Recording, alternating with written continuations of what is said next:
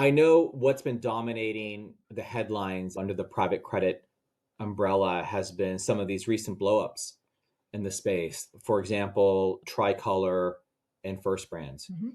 I think what you've had happen there is you've had some fraud issues at both firms.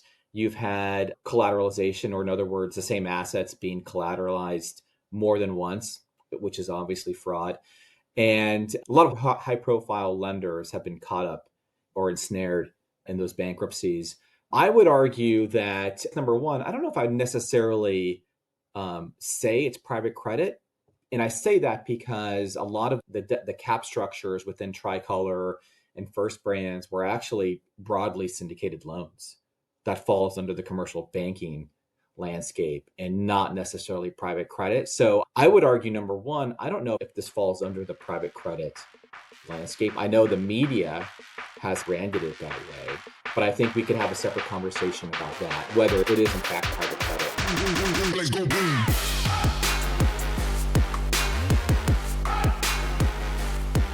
Hello, everyone, and welcome to What's the Alternative, the show that dives deep into the weeds of alternative investments with the experts of the space.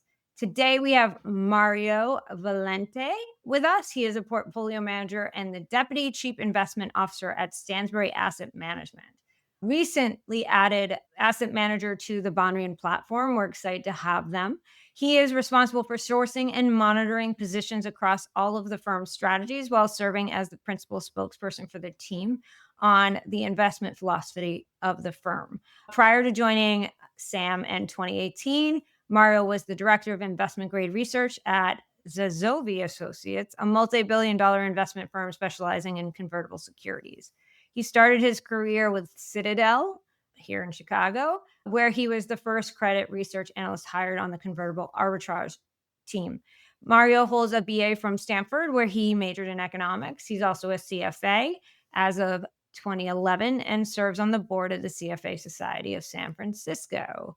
We're very excited to have Mario here because private credit is all the rage. It's all the news. And I think we're going to be able to dive deep into that because the background of the offering that Stansberry has with Bonrian is related to private credit on the fund of fund levels. So welcome, Mario. Thank you for being here.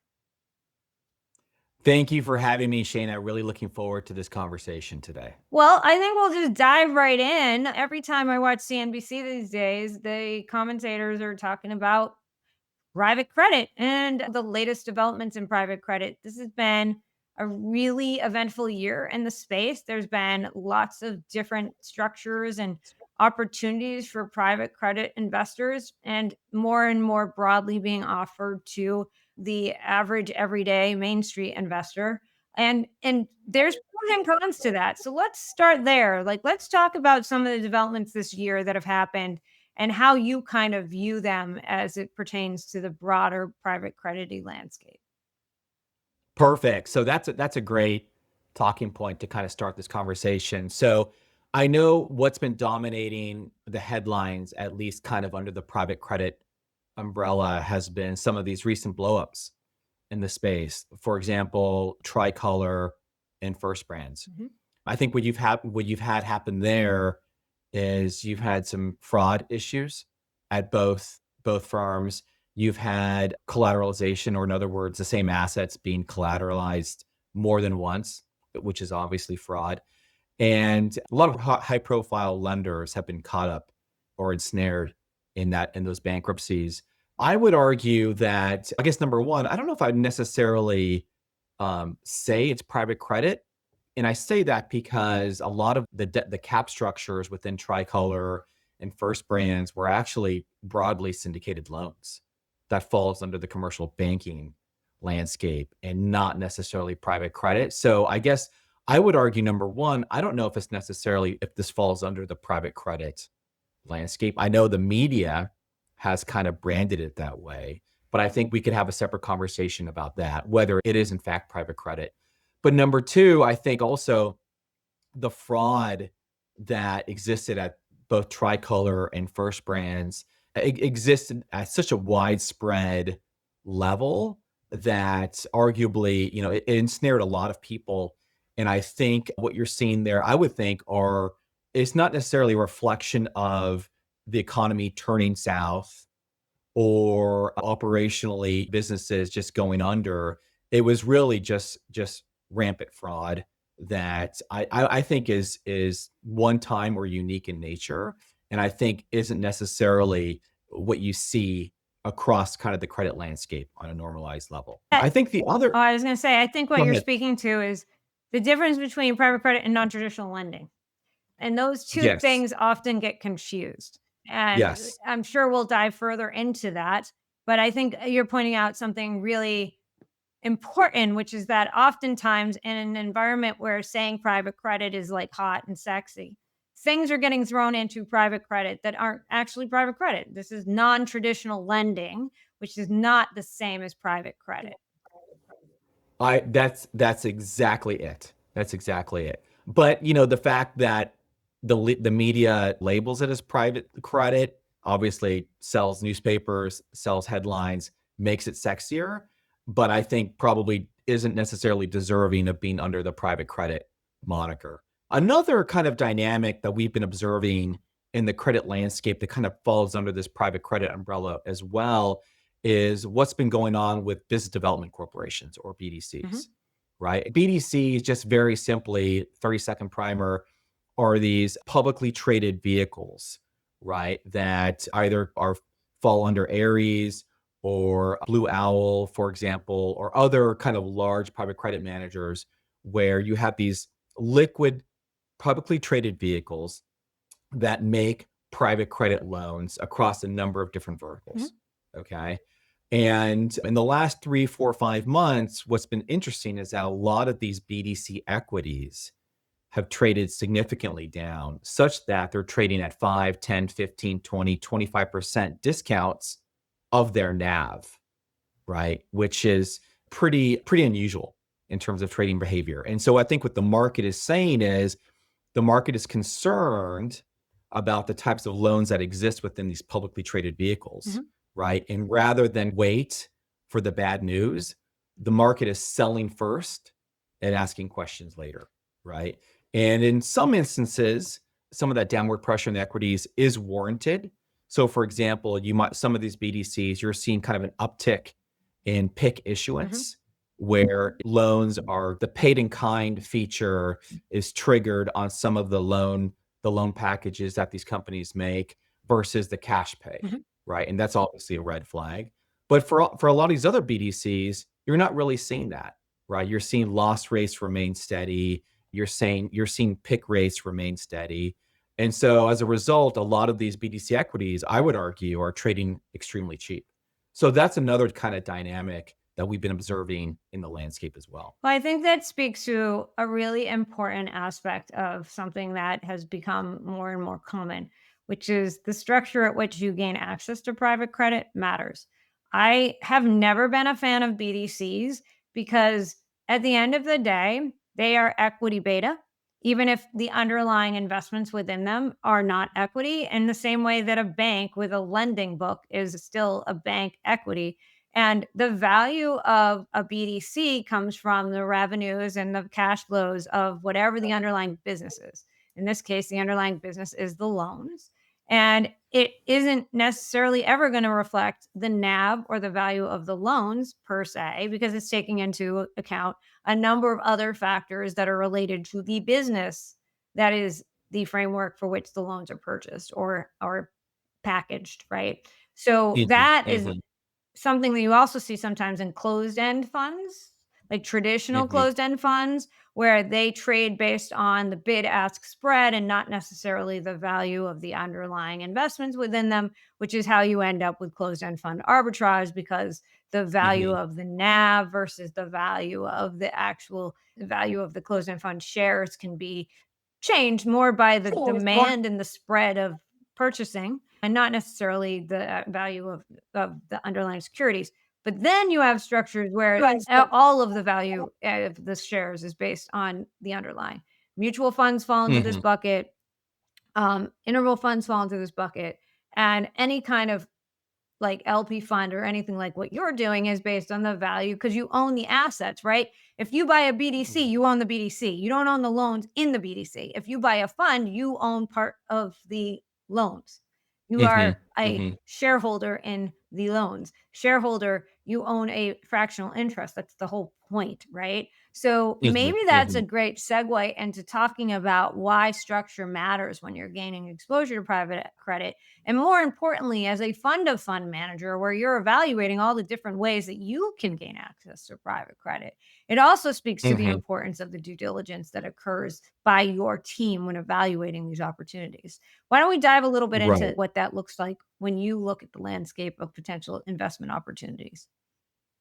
No, I wholeheartedly agree. I think structure definitely matters, right? Whether you'd opt to enter the space through a publicly traded vehicle like a BDC or become an LP in a private vehicle, what it boils down to in our minds is manager selection, right? And making sure that you're conducting adequate due diligence on the managers before making your requisite investment, Mhm. right? And that's hard. It's not easy, right? It involves a lot of rolling up your sleeves, going into the data rooms, understanding how these managers have generated performance in fund one, fund two, fund three on a both gross and net basis, understanding how they pay themselves, understanding their incentive structures, et cetera.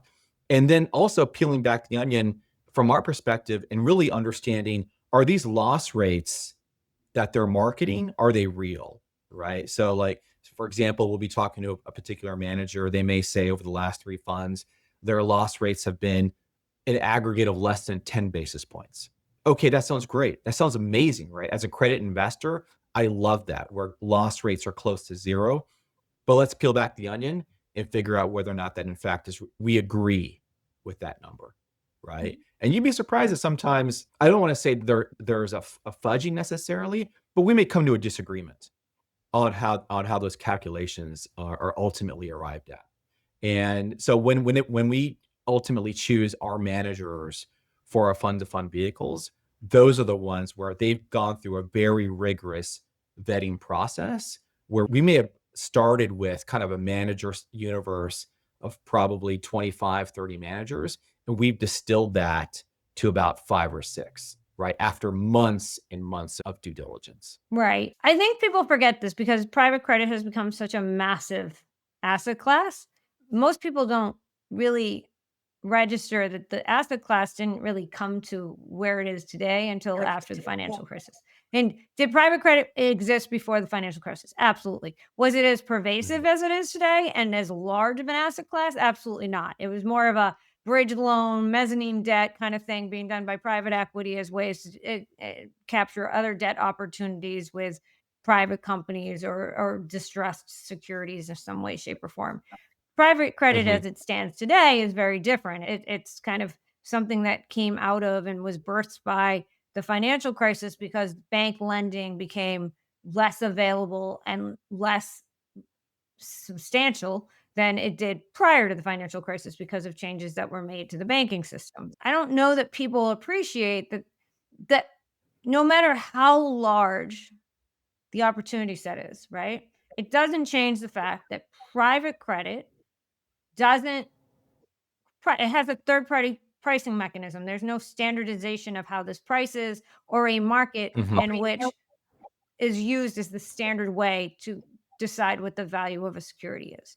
Whereas in the Mhm. public markets, there is a standardization. There is a very clear calculation that's done that's mandated by the regulatory authorities, the banking system, whatever. But there's a math problem, and it's the same exact formula for everybody participating. Whereas in private credit, it's not. And again, that gets to diligence, right? You need to understand like how each firm decides how they're going to do their pricing, when they're going to do their pricing, what their comparison is and comparables. Mhm.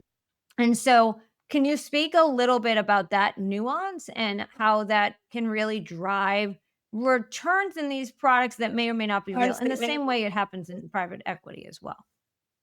Right, right. That's a great point. I think, for us, obviously pricing mechanism and pricing avenues matter, especially as you're talking about these esoteric investment vehicles that there may not be any bids, Mhm. right, for these particular securities. But as we think about manager selection, another thing that comes to mind, and this is kind of at the forefront for us as we think about the managers that we ultimately select for our fund to fund vehicles, is to what extent do these managers have expertise in the verticals that they're lending to, Mhm. right? And I would say in almost all cases, the managers that we've selected, the C-suite, the CIOs at these managers in their prior lives were operators in the very same verticals of the businesses that they're lending to. That gives us great confidence that, and because we're lenders and we're credit investors, what's top of mind for us is return of principal, Mhm. right? Return of capital, right? Yeah, it's nice if we could see equity-like returns, but that's almost secondary to the return of capital dynamic, Sure. right? And that return on capital dynamic is reinforced by understanding whether or not the CIO at the manager really has an understanding of how to evaluate the credit worthiness of the software company that they're lending to, the medical device company that they're lending to, right? And we tend to shy away from generalists, right? From managers who don't necessarily have the requisite expertise to understanding the verticals that they're lending to. And I think that's what kind of gives us our particular edge as we filter down ultimately the managers that we've selected for our fund to fund vehicles. So let's talk about private credit as an asset class. In the same Hmm. way that traditional public credit has all different types of credits underneath there, right? You got your floating rate bank loans, which sounds like we were kind of talking about in the beginning. We have our traditional issuance of fixed income bonds with Hmm. extended durations. And you have your investment grade, your non investment grade, you have mortgage backed, asset backed securities, so on and so forth. What does that landscape look for in private credit? What are the different nuances there? So they're just like that, right? You have different managers that either kind of focus on the top of the capital structure. So first lien, senior secured debt. And by the way, that is a space where we operate, right? Mhm. When we formulate our managers for our fund to fund vehicles, that's really the only part of the capital structure that we want exposure to. Now, below that, there are managers that focus on preferred lending, second lien loans, et cetera, junior equity. And as you kind of move down the cap structure, right, there's more risk, more reward. Those are not the types of managers that we focus on, right? We think we have a better understanding of how managers in the senior secured space make loans. And again, like I said, return of capital is paramount for us, right? And we feel like return of capital is more likely to occur when our managers invest at the senior secured level. So all of our managers that we've selected in our fund to fund vehicles, that's all they focus on. Mhm. But at the same time, you have managers that invest at the senior secured level that have the requisite vertical expertise in the companies that they lend to. And then on top of that, they structure pretty unique loan packages where there is some form of equity upside, typically in the form of participation of warrants, right? And so that can add pretty meaningfully, right, to a cash coupon loan package where you may have 10 or 11%. But in an instance where you have portfolio companies that may do a second round of financing in 18 or 24 months, you may have a portfolio company that's probably acquired by their equity sponsor, right? That provides an opportunity for those warrants to go in the money Mhm. and add meaningfully to total return at the end of the day, Sure. right? So though that's the kind of flavor, those are the managers that we tend to migrate towards as we think about hiring managers for our fund to fund vehicles. Okay. Can you talk a little bit about the impact of interest rates on the area that you play in? I know when I talk to a Sure. lot of private credit managers, there's a lot of influence of how interest rates and interest rate policy does affect traditional fixed income and the duration aspects and all of those things that need to be considered. But in private credit, it's not nearly as impactful as a lot of people might consider. Can you talk to our audience a little bit about why that is?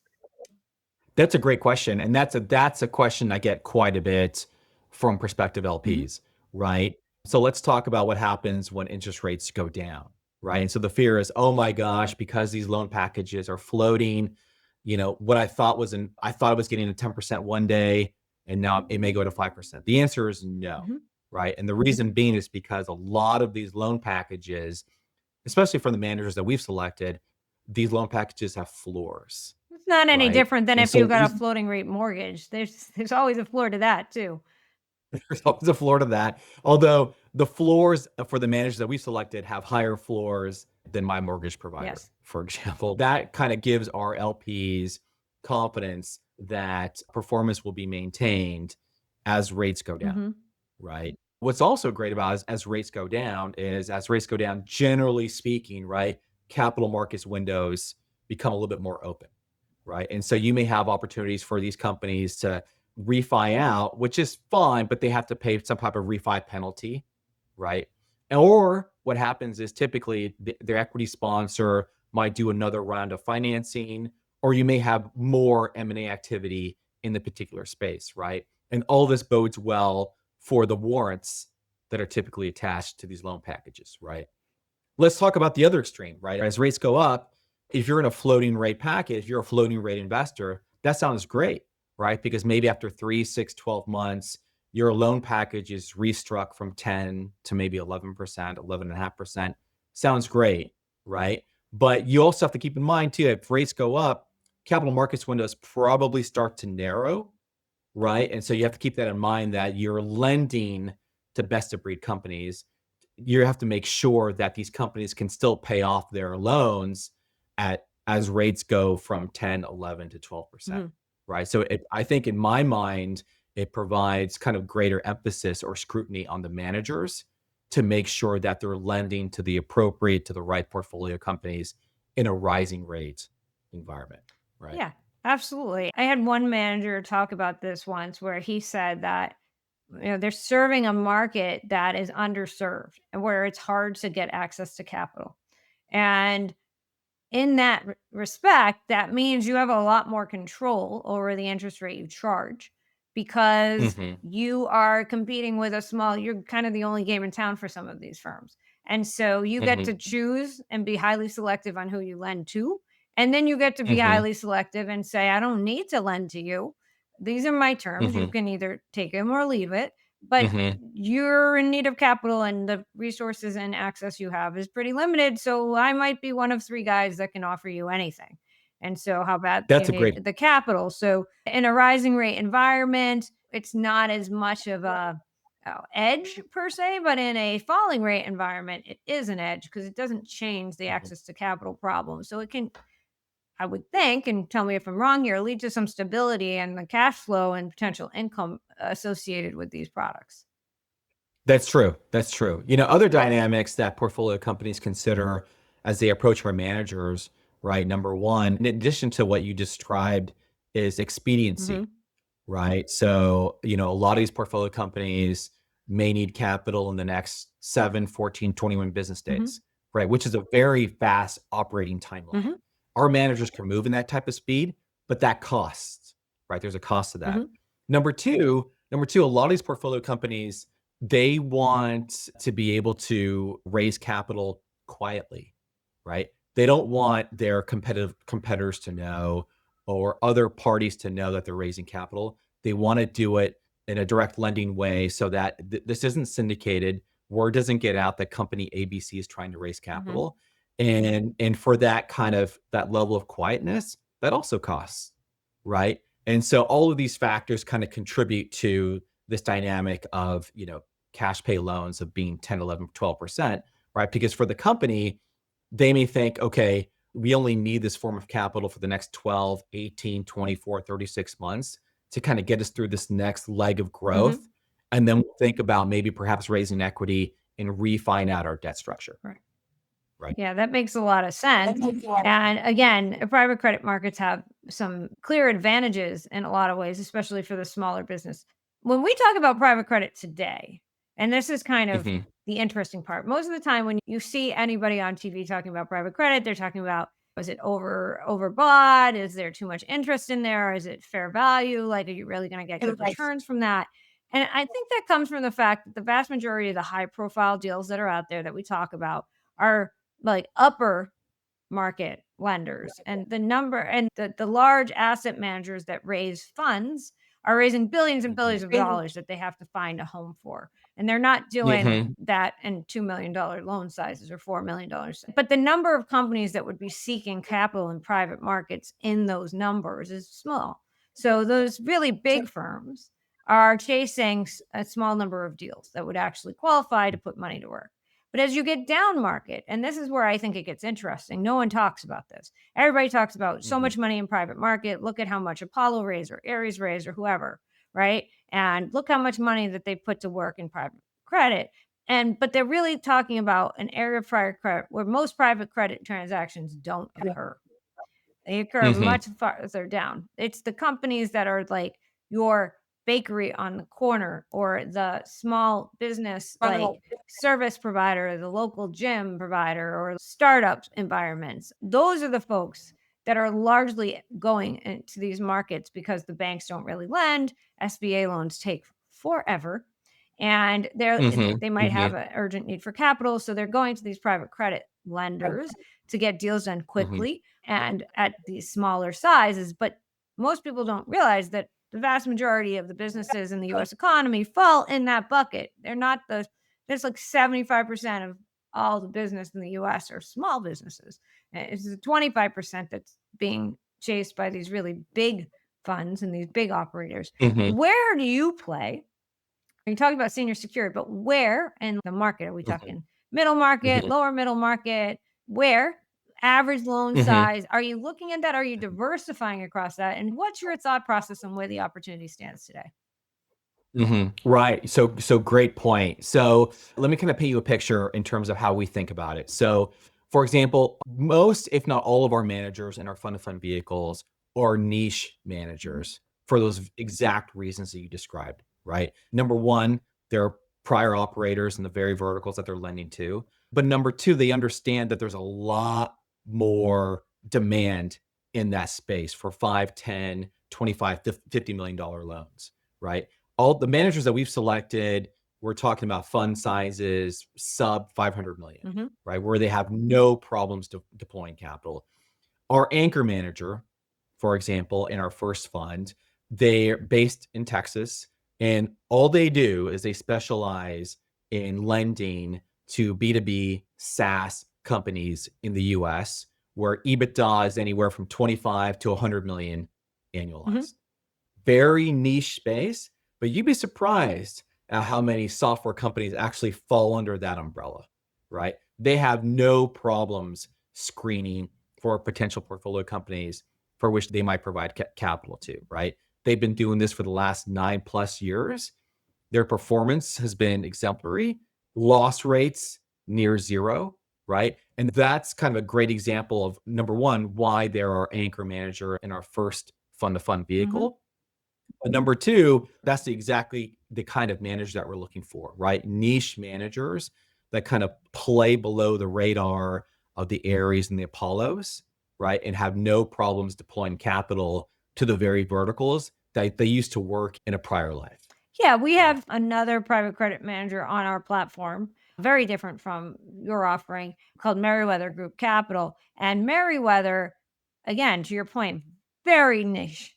So they do asset heavy, non technology in the Pacific Northwest, an average deal size between 1.5 and $2 million. The number of Mm, businesses that are out looking for capital that fall in that is massive. And Jamie will tell you any day of the week, on an average month, they see somewhere between 50 and 100 potential deals, and they might do two. And that's because they mm, can afford to be picky, right? And to your mhm, mhm, point, if you are in a real niche space, it may seem like, wow, there can't be much of a universe, but surprisingly, there is. And you don't have to do mhm, 100 deals. You're only trying to deploy 50 to $100 million, and you can do $55 million, 10 $5 million deals with a $50 million fund. Like, that's a very small subset of opportunity. So you can be very particular and you can really, really do the risk assessment and in a way that, being a former operator, you would understand the inherent risks to the mhm, potential of a default in those spaces. mhm. Where else do you see opportunity? SaaS seems to be one that's very popular. I see that a lot. hmm But where else do you hmm see opportunities right now? So another manager that we love, that's actually our anchor manager for our second vehicle. They're a specialty private credit fund that focuses on innovative healthcare lending, Mhm. right? So they make senior loans, senior secured loans, first lien to innovative commercial stage businesses, right? That are addressing unmet needs in healthcare, like improving patient outcomes, lowering costs, increasing access to care. And to be clear, they only invest in commercial stage businesses, right? So eliminating the binary risk that's typically associated with clinical stage Mhm. companies, right? Right. And this is a business model that has worked extremely well for them over the last 10 plus years. And again, they're also in a prior life, they were prior operators in this kind of healthcare, in the healthcare space. And they're able to structure very unique warrant packages attached to their loan packages such that total returns, right, are kind of in the low to mid teens on a net basis, Mhm. right? So again, very different from your B2B SaaS vertical, but also similar in that it's a vertical, right? That's the only one that they're focused on, where they're targeting EBITDA levels of 25 to 100 million annualized, right? Mhm. And again, it may sound small, but in fact, it's not at all, right? They have no problems whatsoever filtering for companies to lend to. And I think what you mentioned a few minutes ago, the problems with the areas of the world is that they have a lot of capital to deploy, right? And it's a waste of time for them to do it in piecemeal 10, 15, $20 million segments. They're only looking probably at $100 million plus deals. You're talking about a much smaller subset, and that's a problem that we don't want our managers to have Right. You at also the have end of to the day. broaden. Like, you can't be niche anymore at that point. Because if you're niche, Yes. like, let's use the example of, like, dental clinics, right? Like, there's a Mhm, million dental offices in your local area. It's probably mhm, 150 within 5 miles of your house, right? So, if you're a niche manager that only lends to dental clinics in the northern suburbs of Chicago, you got thousands of potential fish in that pond. mhm, But mhm, if you're going to do dental clinics, but you got to put $100 million to work, then you got to expand to a national level. And then you got to expand to only these very largest practices, which means you probably only have like 100 potential companies that could need you, and only maybe 20 of those companies that actually have a need for capital at this time. And then mhm. now you, Aries, are competing for the business of those 20 with Blackstone and KKR and Apollo. And so now they have a lot of managers, but a small subset. And that's like the worst scenario you have. Whenever you're dealing with lending, you want to have a very large pool of people who need capital and a very Right, small pool of people you're competing with to give capital. So, right. to your point, you got to think about those subsets and those niches, and like the more you have to lend, the bigger the pond of verticals there are. You can't be just a SaaS. You can't just be a dental clinic lender. You have to be Mhm. broader because of that, right? Yeah, exactly. There's also another type of manager that I wanna highlight a little Mhm. bit, which is very different than the managers that we've retained that focus on verticals. So, for example, one of the managers that we've selected in our recent fund-to-fund vehicle, we're very fortunate that we found them, is that they focus specifically on Right. secondaries, right? So they provide liquidity and capital to GPs and LPs who have to exit their private credit Mhm. investments for one reason or another, right? And it may not have anything to do with whether the GP or LP believes that the underlying creditworthiness is eroding. They may just need to have access to liquidity tomorrow, So there's a right? distress And so they're situation there. looking for liquidity providers, right, to satisfy that. Whether you're an LP or whether you're Harvard University and you don't have funding from the federal government anymore, you've got to sell some GP stakes in some of your private credit Mhm. funds. This secondary fund manager is there to provide liquidity, right? And so they've been doing this for the last probably 7.5, 8 years. And we think that's a great complement to the other managers in our vehicle that do focus on the Yeah. verticals, right? To have this kind of secondary liquidity provider that can also generate returns that we think is a little bit idiosyncratic of what our other managers are doing in the same space, right? Yeah. So I know we're coming up on time, but there's one topic Mm, we haven't touched upon. And because of the nature of like how you invest, I want to kind of pull out to more of a macro level and talk about the okay. importance of private credit as a capital provider and the overall capital market system. And the reason I want to have this conversation is because one of the biggest trends in private credit right now is all about access. And how close can you bring private credit to being publicly traded? And there is real risk associated with that because when you have an asset class that you don't have to mark to market daily, that all of a sudden you have to mark to Mhm, market daily, that creates a problem and the role it plays in the mhm, capital market structure. Can you talk a little bit about why private credit has grown in the last, since the financial crisis? So almost 20 years now, which is crazy when I actually think about that. mhm, I can't believe it's been that long, but it's been 18 years since the financial crisis, happened. And so we've seen this grow, but mhm. it's grown because the capital markets required a capital provider that no longer existed when the banks changed. So, can you talk a little bit about the inherent Mhm. risk that we need to really consider when we think about how close can we get public credit to a public market outlet? I think there's been a lot of focus in the media in terms of how fast private credit has grown and probably how large the market is currently. But as you take a step back and think about, okay, in a relative context, how big is it really? And the answer is it's barely getting to the same levels as broadly syndicated loans or the high yield debt market, right? Mhm. And it's basically filling a vacuum where commercial banks have stepped away from over the last 17, 18 years, and you've had savvy lenders step in, right? So they're not necessarily creating new credit that wasn't there.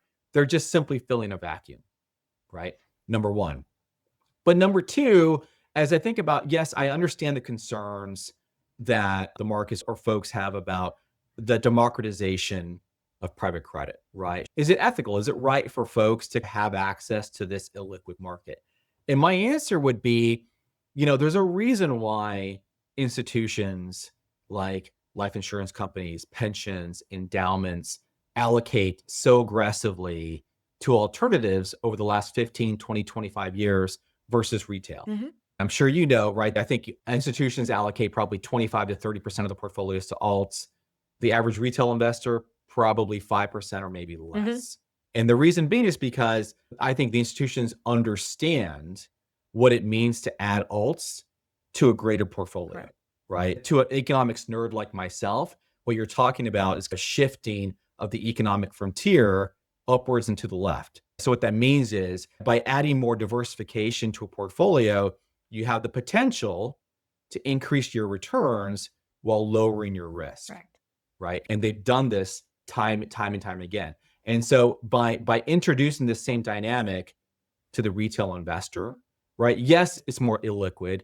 Yes, the marks are less frequent, but at the same time, there are a lot of benefits to be had, right? From adding an idiosyncratic asset class like alts or private credit to publicly traded portfolio strategies that have baskets of publicly traded stocks and bonds, right? So ultimately, I think it's a good thing, Mhm. right? The democratization of alts and specifically private credit for the retail investor.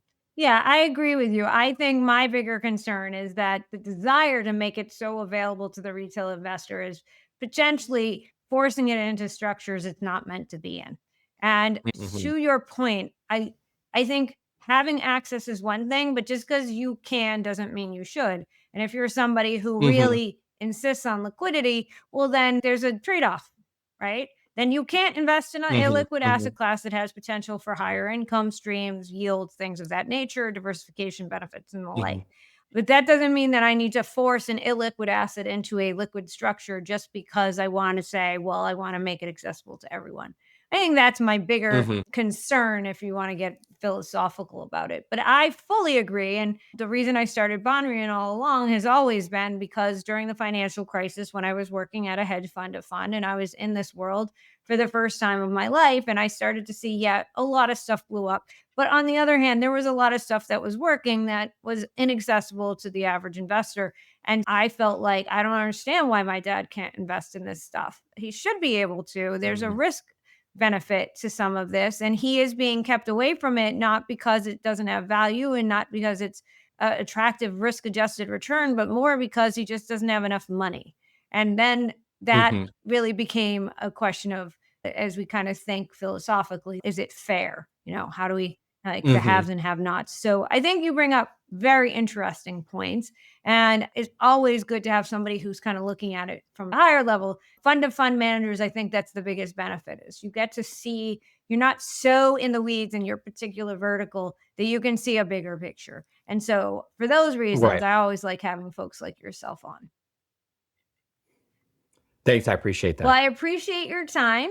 It was great to have you. We'll put contact information in the show notes if anybody's interested in learning more about Stansberry's offering in the private credit space. Stansberry itself is an advisor. At the end of the day, they also service families and individuals in their wealth management and financial planning. So they fully understand the advisor market and the clients that live in it. I think that's unique and wonderful. And that's why we love partnering with folks like yourself. With that said, our audience knows the drill. Like, subscribe to our podcast, leave a comment, tell us what you want to hear about. If you have questions for Mario, we can send them along. Please let us know. But until the next episode, I am Shana Sissel, founder and CEO of Bondary Capital Management. And thank you for joining What's the Alternative? The opinions expressed on the What's the Alternative podcast are for general informational purposes only and are not intended to provide specific advice or recommendations for any individual or in any specific security. This is only intended to provide education about the financial industry. To determine which investments may be appropriate for you, consult your financial advisor prior to investing. Any past performance discussed during this podcast is no guarantee of future results. The guests featured on this program are participants on Bondary Capital Management's platform. As such, Bondary may receive payment for their participation as a platform partner. Any indices referenced for comparison are unmanaged and cannot be invested into directly. As always, please remember investing involves risk and possible loss of principal capital. Please seek advice from a licensed investment professional. Investments are not FDIC insured, nor are they deposits of or guarantees by a bank or any other entity, so they may lose value. Investors should carefully consider investment objectives, risks, charges, and expenses. This and other important information is contained in the fund prospectus and summary prospectuses, which can be obtained from a financial professional and should be read carefully before investing.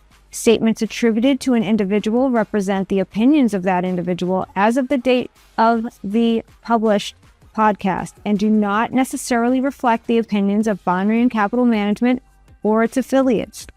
This information is intended to provide educational value, highlight issues, and should not be considered advice, an endorsement, or a recommendation. All Bondary Capital trademarks mentioned are owned by Bondary Capital Management, Inc., an affiliated company, or its funds. All other company and product names mentioned are the property of their respective companies.